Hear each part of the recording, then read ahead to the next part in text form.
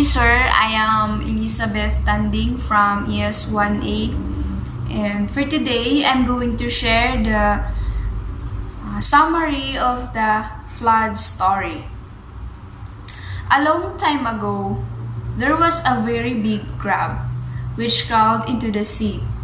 And when he went in the crowded the water out so that it ran all over the earth and covered all the land.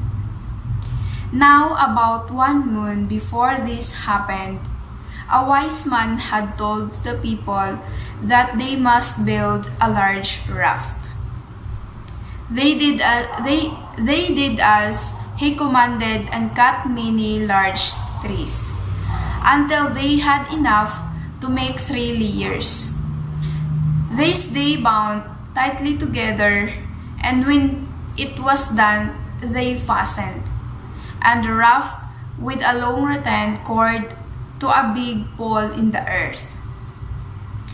Soon after this, the floods came. White water poured out of the hills, and the sea rose and covered even the highest mountains. The people and animals in the raft were safe, but all the others drowned. When the waters went down and the raft was again in the ground, it was near their old home, for the rattan cord had held.